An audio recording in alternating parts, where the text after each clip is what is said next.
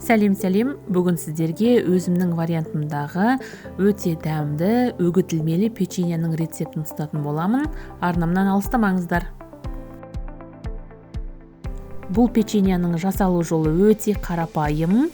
Үйдегі қолда бар заттармен жасалады, және де миксердің көмегінсіз ақ венчикпен де жасауға болады. Ал ендеше жасалу жолына кіріселік. Қант пен жұмыртқаны венчиктің көмегімен жақсылап ағарғанша араластырамыз. Содан кейін үстіне ерітілген сары майымызды құямыз да тағы да араластырамыз.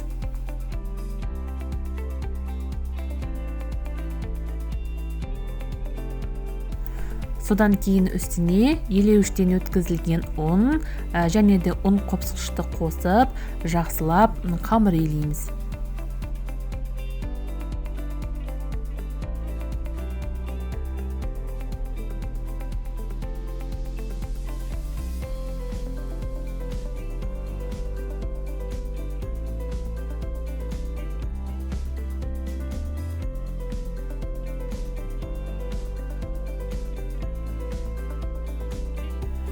Қамырымыз қолға жабыспайтындай болуы тиіс. Сондықтан мен бұл жерде аздап ұн сеуіп илеп жібердім. Қажетінше ұн қосуларыңызға болады. Қамырды ұнға көп илеп жібермеңіздер, себебі печеньеміз пісқанда қатылау болып қалады. Біраз илеп, содан кейін холодильникке 30 минутқа қойып қоямыз.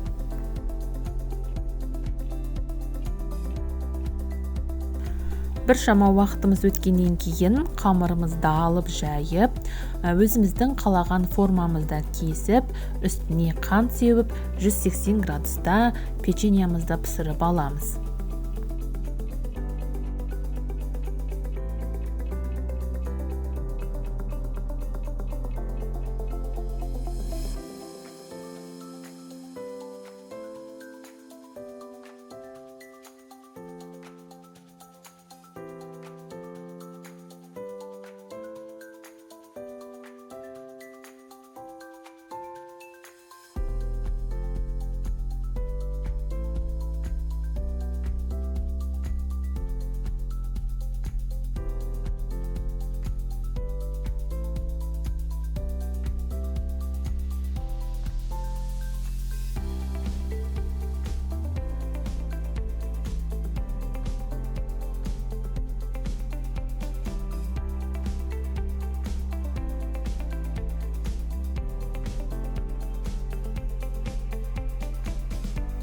Өзіміздің қалаған формамызда печеньемізді әртүрлі қылып жасап пісіріп аламыз.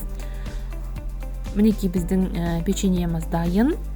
Үлкендерге де, кішкентай балаларға да ұнауы сөзсіз. Сондықтан да жасап көріңіздер. Келесі жүздескенше.